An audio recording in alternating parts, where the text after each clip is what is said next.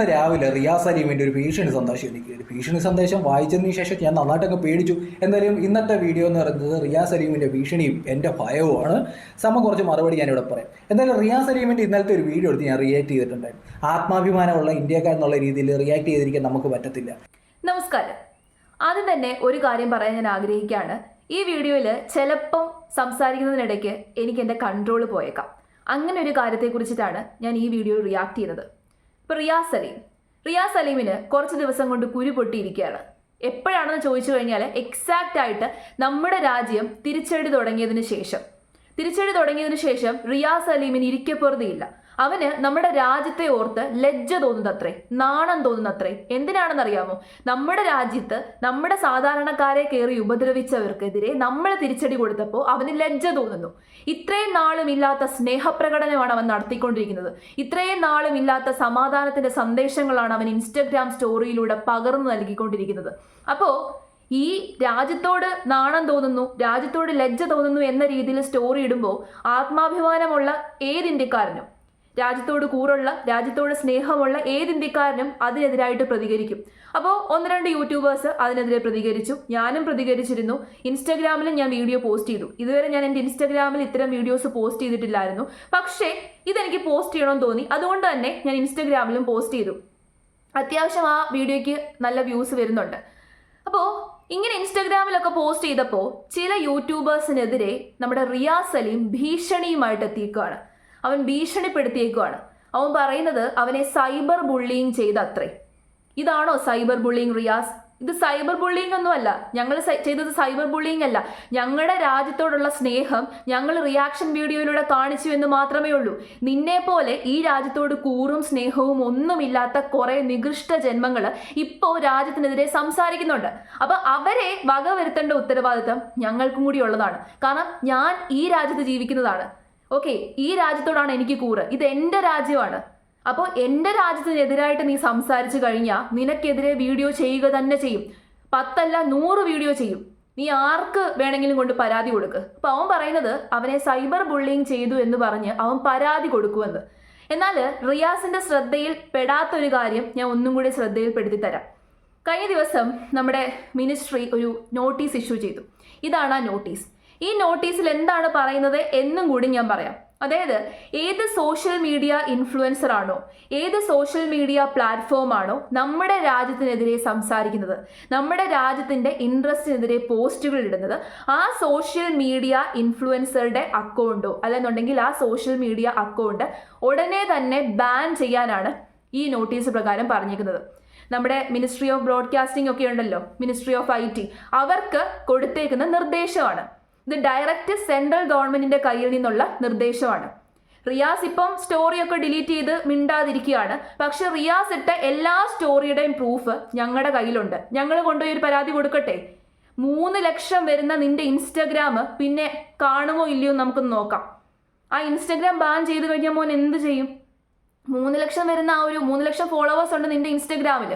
ആ ഇൻസ്റ്റഗ്രാമിലൂടെയാണല്ലോ താൻ വലിയ കടിച്ചാ പൊട്ടാത്ത ഇംഗ്ലീഷ് പറഞ്ഞ് പ്രൊമോഷൻ നടത്തുന്നത്. കുറച്ച് വേർക്കും. അത് വേണ്ട എന്നുണ്ടെങ്കിൽ മര്യാദയ്ക്കിരിക്കുക. ഈ സമയത്ത് നിനക്ക് പ്രത്യേകിച്ചൊന്നും പറയാനില്ല എന്നുണ്ടെങ്കിൽ നീ വായടച്ച് മിണ്ടാതിരിക്കുക. അല്ലാതെ സ്വന്തം രാജ്യത്തിനെതിരെ അല്ല സംസാരിക്കേണ്ടത്. നമ്മുടെ രാജ്യം ഒരു പാവങ്ങൾക്ക് നേരെയും ഇതുവരെയും അക്രമം അഴിച്ചു വിട്ടിട്ടില്ല. ഇങ്ങോട്ട് വന്നാണ് നമ്മളെ ഉപദ്രവിച്ചത്. ഇങ്ങോട്ട് വന്ന് നമ്മുടെ നാട്ടിലെ പാവങ്ങളെയാണ് ആ വൃത്തികെട്ടവന്മാർ ഉപദ്രവിച്ചത്. അവന്മാർക്കെതിരെയാണ് നമ്മൾ പോരാടിക്കൊണ്ടിരിക്കുന്നത്. കഷ്ടം തന്നെ. നിന്റെയൊക്കെ ബുദ്ധി എവിടെയാടാ? നിന്റെയൊക്കെ തലച്ചോറെടുത്ത് നീ ലിപ്സ്റ്റിക്കായിട്ട് തേച്ചോ? എനിക്ക് അറിയാൻ വേണ്ടി ഞാൻ ചോദിക്കുകയാണ്. ഇതുകൊണ്ടാണ് ഞാൻ ആദ്യമേ പറഞ്ഞത് കുറച്ച് കൺട്രോൾ വിട്ടുപോകുമെന്ന്. ദേഷ്യം വരുന്നുണ്ട്. സത്യം പറഞ്ഞു കഴിഞ്ഞാൽ സ്വന്തം രാജ്യത്തോട് കൂറില്ലാത്ത കുറേ വൃത്തികെട്ടവന്മാർ നമ്മുടെ രാജ്യത്ത് ഇപ്പോൾ ഉണ്ട്. ഈ ഒരു സംഭവം ഉണ്ടായപ്പോഴാണ് അവരെ തിരിച്ചറിയാൻ സാധിച്ചത്. അവന്റെ നോ ഇന്നസെന്റ് ലൈഫ്. എന്ത് ഇന്നസെന്റ് ലൈഫ്? ഇവിടെ ഉള്ളവരുടെ ഒന്നും ഇന്നസെന്റ് ലൈഫ് അല്ല. അവിടെ ഉള്ളവരുടെ മാത്രമാണ് ഇന്നസെന്റ് ലൈഫ്. അവരാണ് വൃത്തികേട് കാണിച്ചുകൊണ്ടിരിക്കുന്നത്. ഭീരുക്കളായിക്കൊണ്ടിരിക്കുന്നത് അവരാണ്. ഇന്നലെ തന്നെ ആദ്യത്തെ ദിവസം ഇങ്ങോട്ട് വിട്ടതൊക്കെ നമ്മൾ ചെറുത്ത് നിന്നു. ഒരെണ്ണം പോലും നമ്മുടെ മണ്ണിലേക്ക് വീഴാൻ നമ്മൾ സമ്മതിച്ചില്ല. അതുകൊണ്ട് അവർ കഴിഞ്ഞ ദിവസം എന്താണ് ചെയ്തത് നിങ്ങൾ കണ്ടതാണോ? അവരുടെ പാസഞ്ചേഴ്സ്, അവരുടെ നാട്ടുകാർ പോകുന്ന ഫ്ലൈറ്റ്, ആ വിമാനങ്ങളെ മറയാക്കിയാണ് കഴിഞ്ഞ ദിവസം അവന്മാർ തിരിച്ചടിച്ചത്. സ്വന്തം രാജ്യത്തെ ജനങ്ങൾക്ക് 1% പോലും വാല്യൂ കൊടുക്കാത്ത ഒരു രാജ്യത്തിന് വേണ്ടിയിട്ടാണ് നീയൊക്കെ ഇങ്ങനെ കിടന്ന് കുരച്ചുകൊണ്ടിരിക്കുന്നത്. നമ്മുടെ രാജ്യം അങ്ങനെയാണോ? ഇവിടുത്തെ ഓരോ പൗരനും വാല്യൂ കൊടുത്തുകൊണ്ടാണ് നമ്മുടെ രാജ്യം പോരാടിക്കൊണ്ടിരിക്കുന്നത്.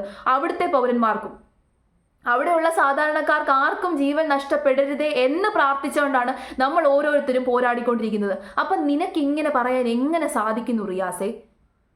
ഇത്രയും നാളും നിനക്ക് ഈ സമാധാനം തോന്നിയില്ലല്ലോ, സമാധാനം വേണമെന്ന് തോന്നിയില്ലല്ലോ. ഇപ്പോഴാണോ നിനക്ക് സമാധാനം വേണമെന്ന് തോന്നിയത്?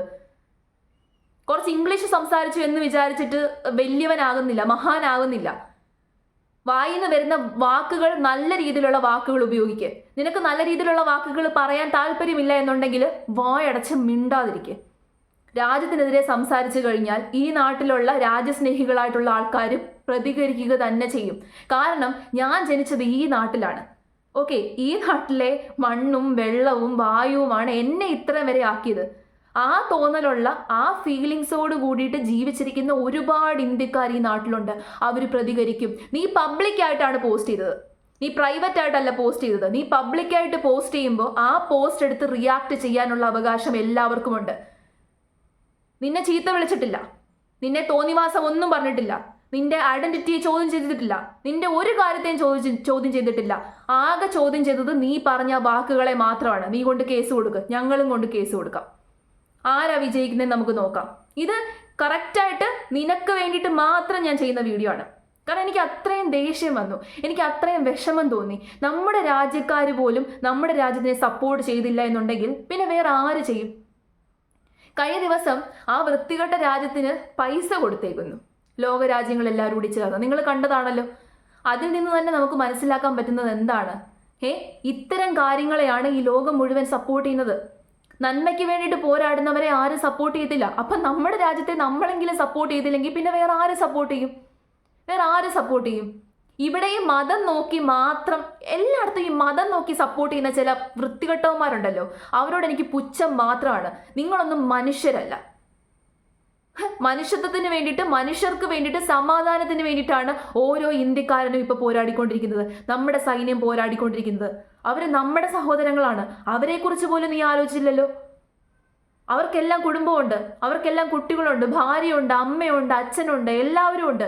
എന്നിട്ട് അവരിപ്പോൾ നമ്മുടെ സുരക്ഷയ്ക്ക് വേണ്ടിയിട്ടാണ് അവിടെ പോയി പോരാടിക്കൊണ്ടിരിക്കുന്നത്. അവരെക്കുറിച്ച് നീ ആലോചിച്ചോ? ഇത്രയും വൃത്തികെട്ട രീതിയിൽ ചിന്തിക്കാൻ നിന്നെ പോലെയുള്ള വൃത്തികെട്ടവന്മാർക്ക് മാത്രമേ സാധിക്കത്തുള്ളൂ. നീ എവിടുത്തെ ആക്ടിവിസ്റ്റ് ആണെന്നാണ് നീ പറയുന്നത്? നിന്റെ ആക്ടിവിസം ഒക്കെ കൊണ്ട് കടലിലെങ്ങാനും കൊണ്ട് കള. അതെല്ലാം നിനക്ക് അത്രയ്ക്ക് അങ്ങ് ബുദ്ധിമുട്ടി ഇരിക്കുവാണ്. അപ്പുറത്തെ രാജ്യത്തുള്ള ആൾക്കാരെ കുറിച്ച് ആലോചിച്ച് നിനക്ക് അത്രയ്ക്ക് അങ്ങ് ബുദ്ധിമുട്ടാണെന്നുണ്ടെങ്കിൽ വൈകാതെ തന്നെ കയറ്റി അയക്കാൻ നിന്നെ അങ്ങോട്ടേക്ക്. ഒരു വിസ എടുത്ത് കയറി പൊക്കോ, അങ്ങോട്ടേക്ക് പൊക്കോ. ഇവിടെ നിൽക്കണമെന്ന് ഒരു നിർബന്ധവും ഇല്ല. ഇവിടെ നിന്ന് ഇവിടുത്തെ ചോറുണ്ട് നമ്മുടെ രാജ്യത്തിന്റെ സുരക്ഷയ്ക്കകത്ത് നിന്ന് സമാധാനത്തോടു കൂടിയിട്ട് ജീവിക്കുന്ന നീ സ്വന്തം രാജ്യത്തിനെതിരെ പറയുന്നു. എന്നിട്ട് അവൻ പോസ്റ്റ് ഇടുവാണ്, എൻ്റെ രാജ്യത്തെ ഓർത്ത് ഞാൻ ലജ്ജിക്കുന്നു. നിന്നെ പോലുള്ളവന്മാരെ ഓർത്താണ് ഞങ്ങൾ ലജ്ജിക്കുന്നത്.